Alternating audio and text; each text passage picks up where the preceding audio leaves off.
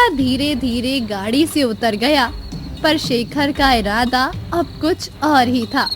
जैसे ही बूढ़ा नीचे उतरा, शेखर ने बैलों को चाबुक मारा और गाड़ी तेजी से पहाड़ी पर चढ़ाने लगा।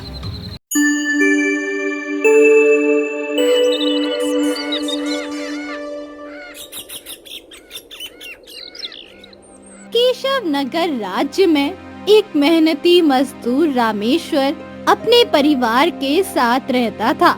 उसका जीवन कठिनाइयों से भरा हुआ था, पर मेहनत और ईमानदारी ही उसकी असली पहचान थी। उसके परिवार में उसकी पत्नी जानकी, उसकी बेटी तारा और एक आलसी बेटा शेखर था। जहाँ रामेश्वर रोज मेहनत करके परिवार का पेट पालता, वहीं शेखर सारा दिन बिस्तर पर पड़ा रहता।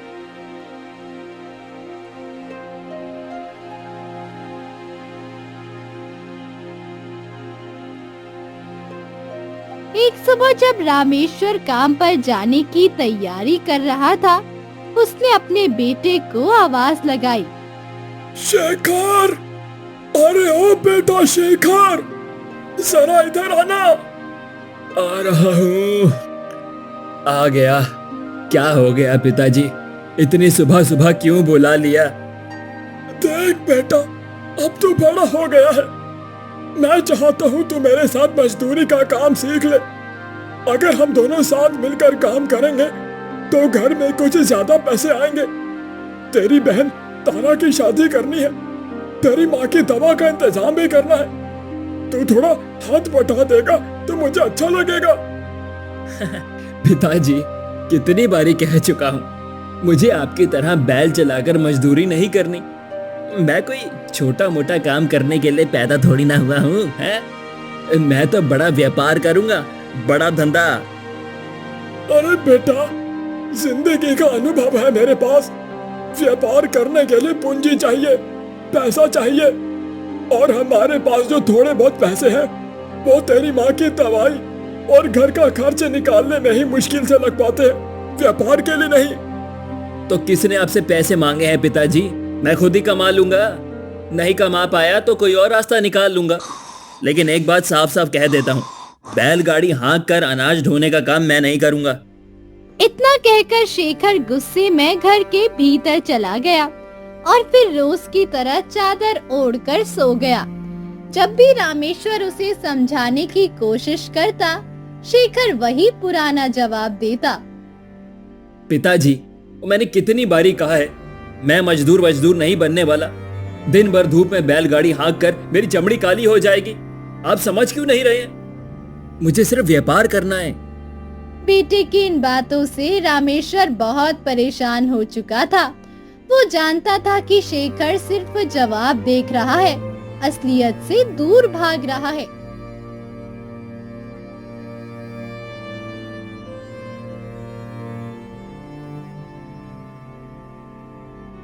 एक सुबह फिर उसने अपने बेटे को पुकारा। शेखर, उठ गया क्या? अगर उठ गया है तो जल्दी तैयार हो जा। अब क्या हो गया पिताजी? अभी तो ठीक से सुबह भी नहीं हुई है, कौन सा काम आन पड़ा? देख बेटा, मुझे पता है तुझे मजदूरी पसंद नहीं, इसीलिए तेरे लिए मैंने एक अच्छी सी नौकरी ढूंढी है। नौकरी? कैसी नौकरी पिताजी? तू चल तो सही मेरे साथ, सब वही बताऊंगा। इतना कहकर दोनों चल पड़े। इधर सेठ मूलचंद अपने नौकर हरिया को आदेश दे रहा था। सुनो हरिया, ये जो अपना रामेश्वर है ना, उसका बेटा आज से यही हिसाब किताब का काम करेगा। अभी वो आता ही होगा, तुम उसे सब कुछ अच्छे से समझा देना। जी मालिक, आप बिल्कुल चिंता मत करें। तभी रामेश्वर अपने बेटे के साथ वहाँ पहुँचा। आओ आओ रामेश्वर, अब तुम्हारा इंतजार कर रहे थे, बैठो। प्रणाम सेठ जी। प्रणाम प्रणाम। ये नौजवान कौन है? मालिक, ये मेरा बेटा शेखर है। अच्छा अच्छा। देखो रामेश्वर, तुम बरसों से हमारे यहाँ काम कर रहे हो। तुम्हारी मेहनत और ईमानदारी देखकर ही मैंने ये तय किया है कि तुम्हारे बेटे को काम पर रखूं। उम्मीद है कि शिकायत का मौका नहीं मिलेगा। अरे मालिक, आप निश्चिंत रहिए। मैंने इसे समझा दिया है कि लगन और ईमानदारी से ही काम करना है। अच्छा तो फिर रामेश्वर, ये कुछ अनाज की बोरियां हैं, तुम इन्हें बाजार के गोदाम में पहुंचा दो और शेखर को यहीं छोड़ जाओ। आज हरिया इसे काम समझा देगा, कल से बाकायदा नौकरी पर रहेगा। जी मालिक, बहुत बहुत धन्यवाद। रामेश्वर बैलगाड़ी में अनाज भरकर बाजार की ओर चला गया। शाम को लौटते वक्त उसने शेखर को भी साथ ले लिया। अरे ये कैसी नौकरी है, दिन भर नौकरों की तरह बैठे रहो, सोने को भी तो नहीं मिलता। बेटा, 4 पैसे मेहनत से आते हैं। अगर दिन में सोने से पैसे मिलते तो हर कोई दिन भर सोता और रात में नहीं। सोने के लिए रात बनी है बेटा। मुझे तो आज ही पता चला पिताजी कि रात तो सोने के लिए होती है। शाम को जब सब लोग साथ बैठकर भोजन कर रहे थे, तभी माँ जानकी ने बात छेड़ी। सुनिए जी, बिटिया को देखने के लिए कल कुछ लोग आने वाले हैं। थोड़ा पैसों का इंतजाम कर लीजिएगा। घर में राशन पानी भी लगभग खत्म ही हो चुका है। ठीक है, मैं लौटते वक्त मोदन हलवाई से अच्छी मिठाइयाँ ले आऊंगा। भैया, अगर आप भी पिताजी का हाथ बटाए तो घर में थोड़ी राहत मिल जाएगी। माँ की दवा, मेरी शादी, सब कुछ आसान हो जाएगा। तारा, तू क्यों बीच में बोल रही है? मुझे मजदूरी का उपदेश मत दे। तारा चुपचाप सिर झुकाकर बैठ गई। उसकी आंखों से आंसुओं की बूंदें चुपचाप जमीन पर गिरने लगी। रामेश्वर बेटे को डांटना चाहता था, मगर माँ जानकी ने कांपते हाथों से इशारा किया।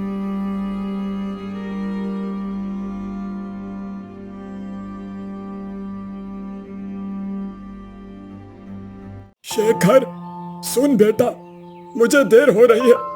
मैं काम पर निकल रहा हूँ। तू अपने समय पर काम पर चले जाना और देख, आज देर मत करना। इतना कहकर रामेश्वर थके कंधों पर बोझ लादे बैलगाड़ी लेकर निकल पड़ा। इधर शेखर हमेशा की तरह ढीले ढाले अंदाज में देर से काम पर पहुंचा। अरे शेखर, ये क्या समय है काम पर आने का? कोई घड़ी है ये?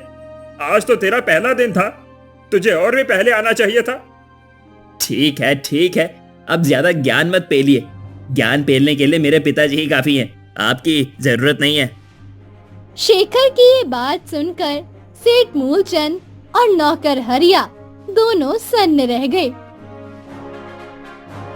रामेश्वर का बेटा किस तरह की भाषा बोल रहा है, ये देख दोनों के चेहरे पर चिंता की गहरी लकीरें खींच गई। रामेश्वर जैसा ईमानदार और मेहनती मजदूर ऐसा निकम्मा बेटा कैसे रख सकता है? अगर यही चलता रहा तो बाजार में जाकर ये लड़का व्यापारियों से क्या बातचीत करेगा? सुधरा नहीं तो मेरे व्यापार को डुबो देगा। शेखर नौकरी पर भी लापरवाह रहने लगा। कभी देर से आता, कभी काम अधूरा छोड़ देता। हरिया उसे बार बार समझाता। अरे शेखर भाई, ये हिसाब किताब का काम है। जरा भी गलती से सेठ जी का हजारों का नुकसान हो सकता है। तुम ध्यान क्यों नहीं देते हो? ये साला नौकर कहीं का, मालिकों वाली बातें मत कर। मैं तो बड़ा व्यापारी बनने आया हूँ। ये खाता बही लिखना मेरे बस का नहीं है। धीरे धीरे गांव में भी चर्चा फैल गई कि रामेश्वर का बेटा आलसी और अकड़ू है। इससे रामेश्वर का दिल पत्थर की तरह भारी होने लगा। तभी रास्ते में उन्हें साधु बाबा दिखाई दिए। रामेश्वर तुरंत उनके चरणों में झुककर बोला, प्रणाम साधु बाबा। प्रणाम। क्या हुआ रामेश्वर, तुम बहुत दुखी दिखाई दे रहे हो। कोई परेशानी है क्या? बाबा, परेशानी तो पूछे ही मत। दरअसल मेरा बेटा बहुत ही आलसी है, कोई काम नहीं करना चाहता। वो बस भाग्य के भरोसे ही बैठा रहता है, कर्म नहीं करता। उसकी बातें उसकी बातें ऐसी हैं कि कानों को चुभ जाती है। बाबा, इसका क्या कोई हल नहीं है? रामेश्वर, मैं उसे बात समझा सकता हूँ, लेकिन अगर वो समझना चाहे तो ना, नहीं तो स्थिति उसे खुद समझा देगी। तो ठीक है बाबा, एक बार आप भी समझा कर देख लीजिए।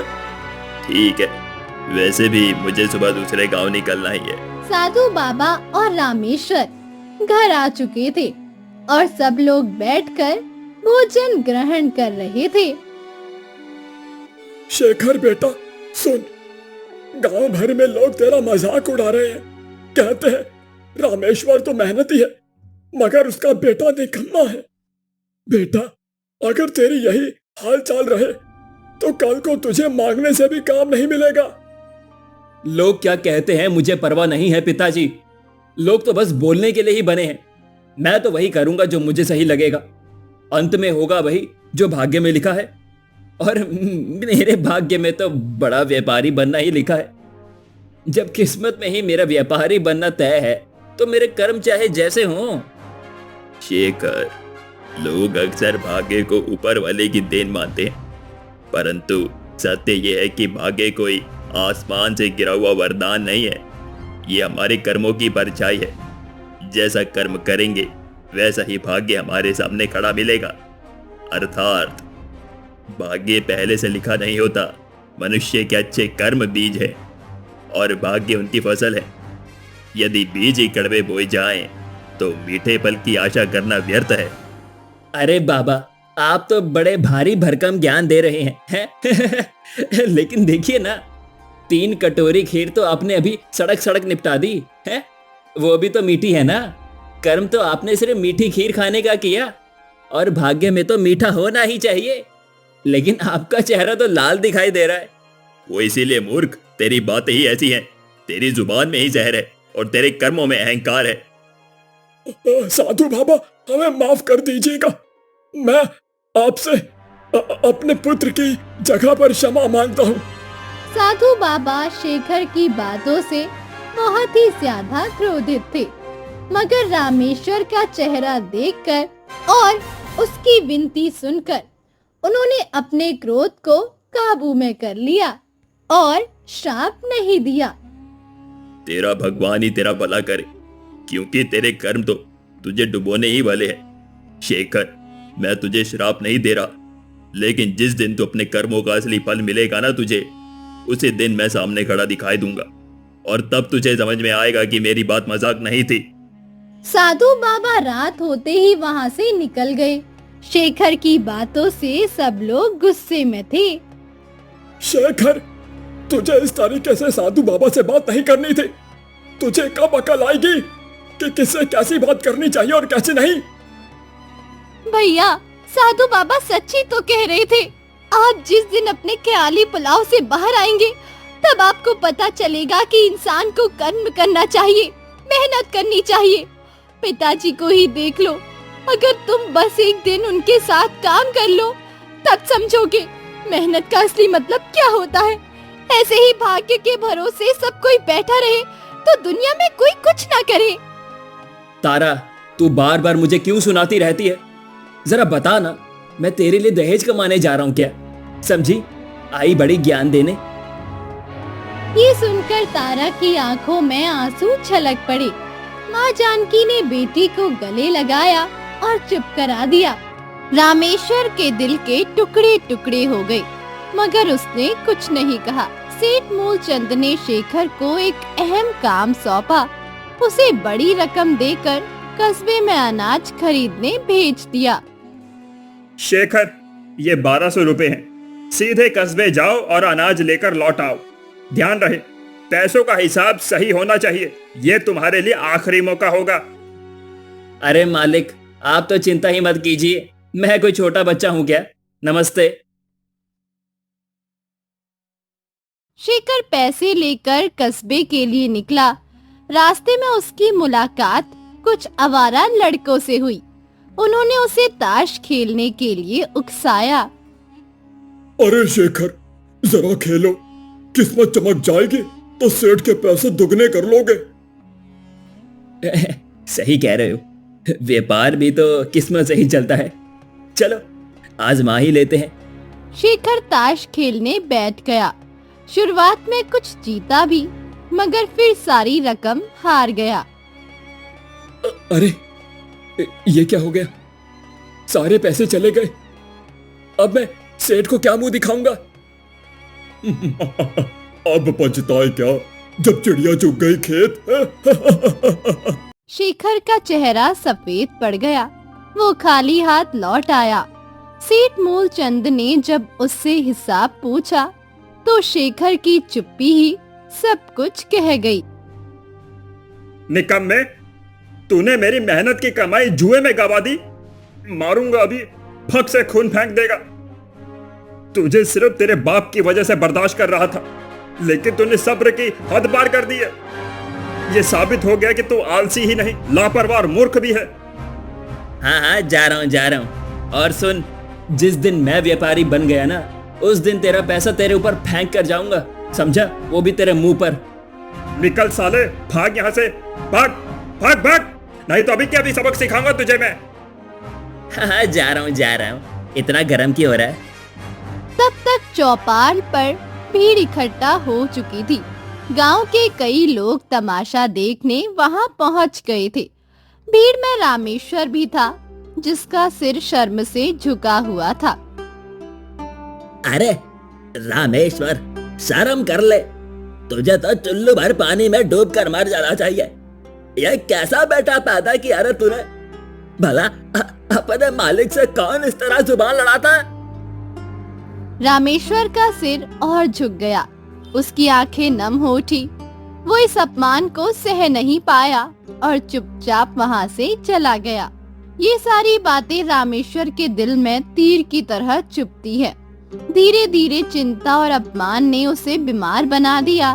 सिर में दर्द, बेचैनी और तनाव ने उसके शरीर को तोड़ दिया और एक दिन उसी चिंता के बोझ तले उसका अंत हो गया।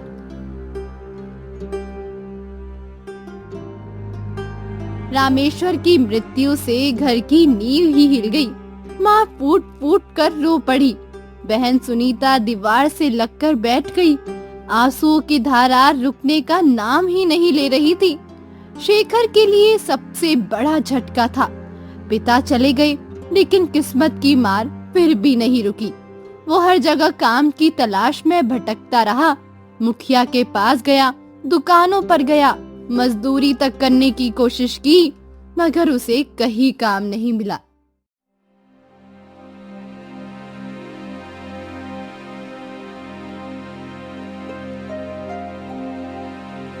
एक दिन वो बैलगाड़ी पर सामान ढोकर लौट रहा था।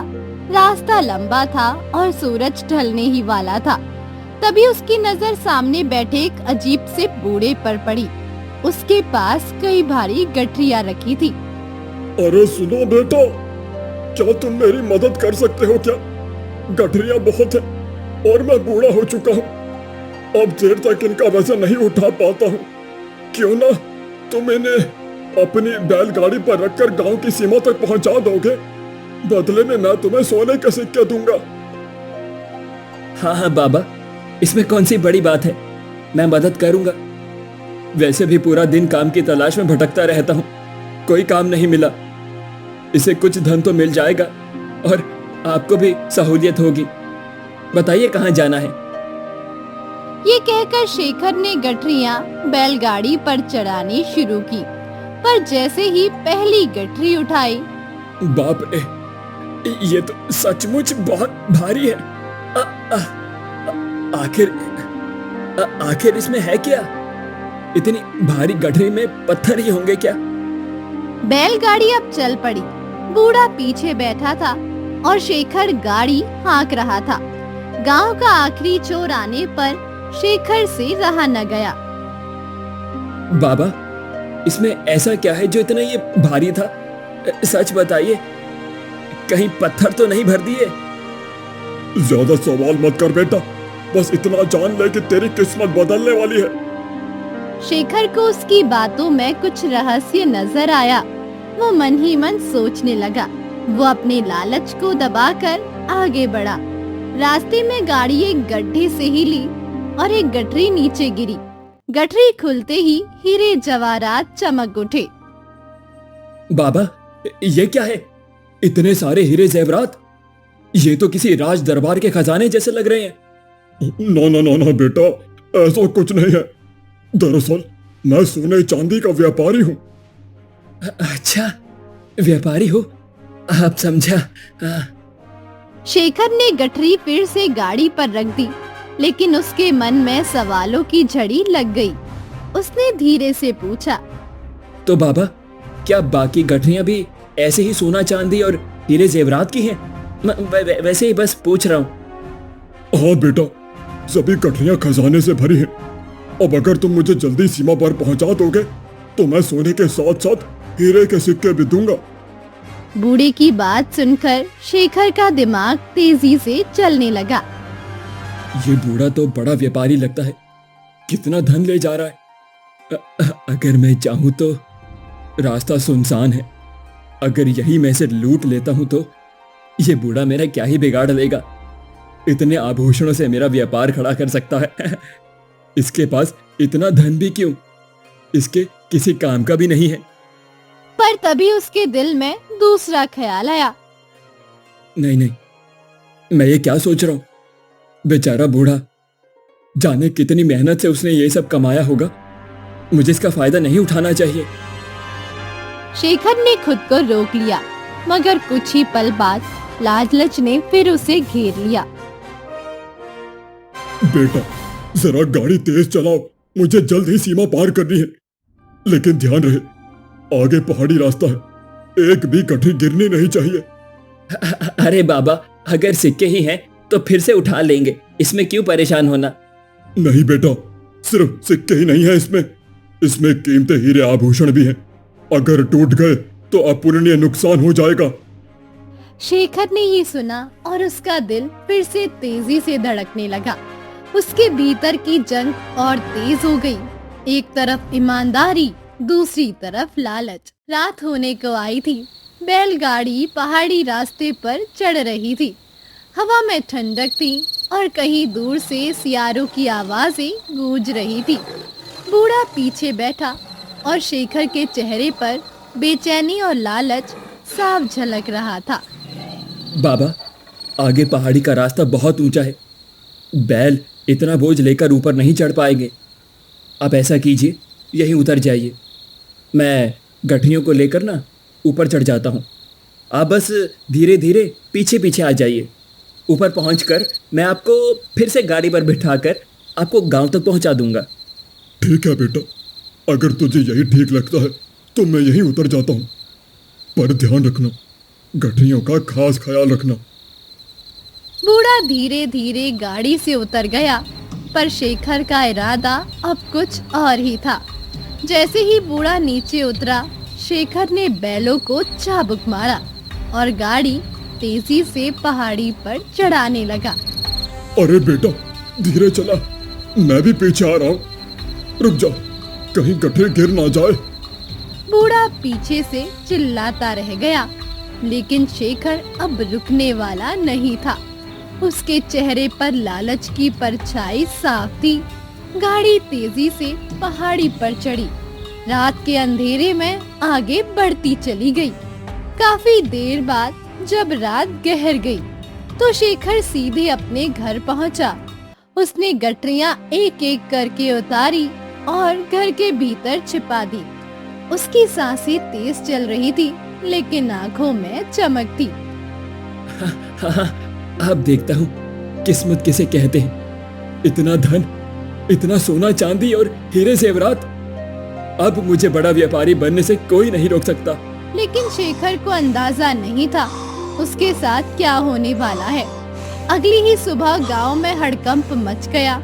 ढोल पीट पीट कर ऐलान हुआ। सुना सुना, कल रात रानी का हार और पूरे राज्य का खजाना चुरा लिया गया है। राज दरबार का आदेश है कि हर घर की तलाशी ली जाएगी। मंत्री खुद हर घर की तलाशी लेने लगे। शेखर के घर की बारी आई तो उसके चेहरे पर पसीने की बूंदें छलक आई। सिपाहियों ने कोना कोना खंगाला, और अंततः शेखर के घर से सारी गठरियां, सोना, चांदी और हीरे जवाहरात बरामद हो गए। गांव के लोग दंग रह गए। अरे यही है चोर, यही है जिसने राज्य का धन लूटा है। शेखर अब पकड़ा जा चुका था। उसे जंजीरों से बांध दिया गया। तभी भीड़ से एक साधु बाबा आगे आए। उनकी आंखों में गहरी चमक थी। बेटा, कल तक तो तुम कहते थे कि जो भाग्य में लिखा है वही होता है। इंसान चाहे जो करे, फल वही मिलता है जो किस्मत में लिखा है। पर देखो, आज तुम्हें समझ में आ गया होगा, भाग्य के साथ साथ हमें अच्छे कर्म भी करने चाहिए। तुम्हारे कर्म लालच से भरे थे और उसी के फल तुम्हें मिल रहे हैं। यही न्याय है। शेखर की आंखों में आंसू आ गए। उसने सिर झुका लिया। उसकी जुबान अब किसी सफाई के लिए नहीं खुली। अरे, दोषी शेखर को राज खजाने की चोरी के अपराध में कारावास की सजा दी जाती है। इस तरह शेखर का लालच ही उसकी बर्बादी का कारण बना। घर को संभालने निकला बेटा ही अपमान और जेल की अंधेरी कोठरी में पहुंच गया। अंततः इस कहानी से हमें ये सीख मिलती है कि भाग्य से नहीं, कर्म से ही इंसान की पहचान होती है। अगर आपको ये कहानी पसंद आई है, हमारे चैनल को सब्सक्राइब करें और कमेंट में जरूर बताएं कि कर्म बड़ा या भाग्य। धन्यवाद।